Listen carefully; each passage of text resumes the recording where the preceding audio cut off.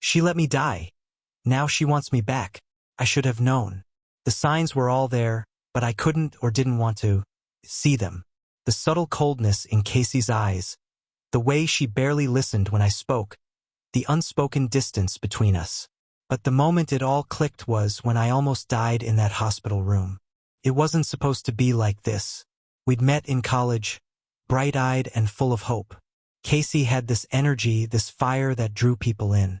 She was the type of person who could light up a room just by walking into it, and I loved it. I was quiet, reserved, the kind of guy who felt comfortable observing the world from the sidelines. But with Casey, I felt like I belonged. It was electric. In the beginning, she was caring, attentive, always there when I needed her. But after a few years of marriage, things changed. Little by little, I began to notice the cracks. She'd stopped making the effort, and I'd been so focused on my career, I didn't have the energy to fix what was slipping away. That's when the health issues started. It began as something small, a mild headache, an occasional cough. But then the fever hit, unrelenting, burning. I had chills so bad that I couldn't get warm no matter how many blankets I wrapped myself in. Still, Casey didn't care. She told me to tough it out or go to the doctor if it's that bad. But it wasn't that bad to her, not really. When it came time for me to go to the ER, I should have been more upset. I should have confronted her, asked why she didn't care enough to come with me. But in the back of my mind, I knew the answer. She never really did. I don't remember much from that night. The fever had me delirious, my body aching all over. All I could hear was the distant sound of hospital staff rushing around me, the soft hum of machines monitoring my vital signs. But Casey? She was in the corner, scrolling on her phone, completely detached. I asked her for help, but she didn't even look up. Her response was a half-hearted, "I'm not your babysitter. Handle it yourself." Those words stung more than I can describe. I wasn't asking her to save me. I was asking for care, for compassion, for a wife to be there for her husband in a moment of weakness. But that night it was clear. I was alone, even in the midst of a crisis. It took me weeks to recover, physically. The infection I had was serious, and the doctors weren't sure I was going to make it. But emotionally, it was the hardest thing I'd ever gone through. I didn't just feel sick. I felt abandoned. My wife, the woman I trusted and loved, had let me suffer alone. And somewhere deep inside me, I realized I couldn't keep living like this. I tried to brush it off at first.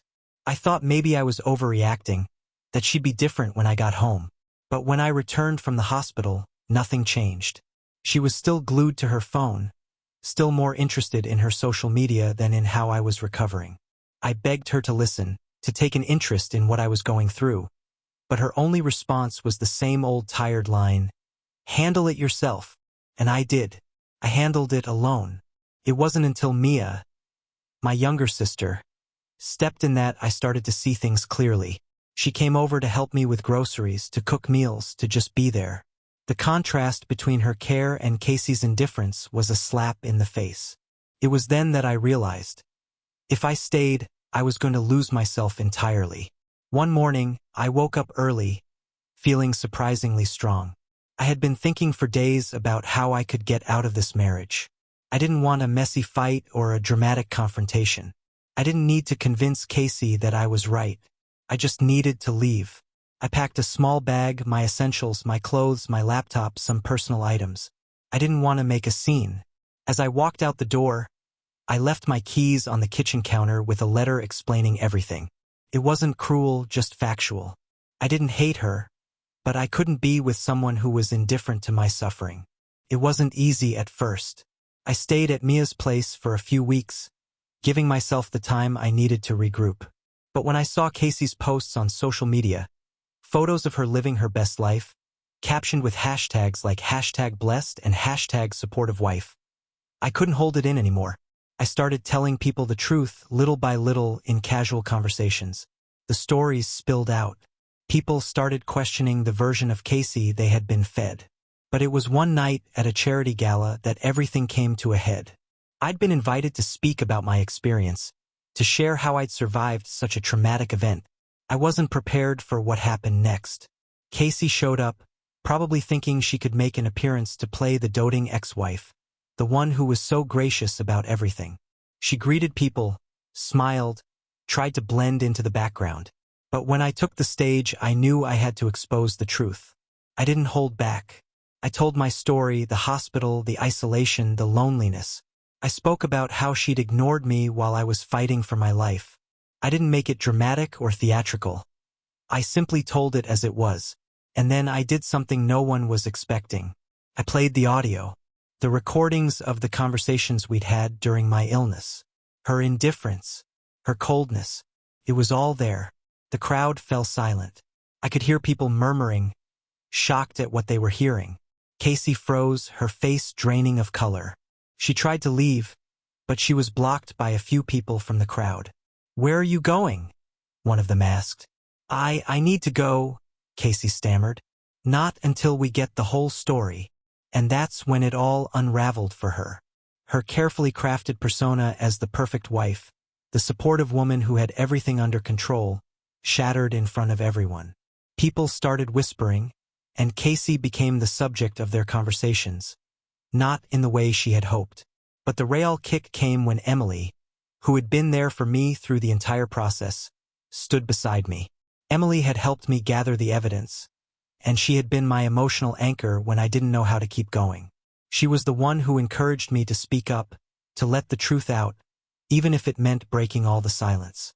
As Casey's perfect image crumbled, I felt a strange sense of relief. I wasn't angry anymore or sad. I was free. I didn't need to hold on to this ghost of a relationship anymore. The truth had been exposed, and it was time for me to reclaim my life.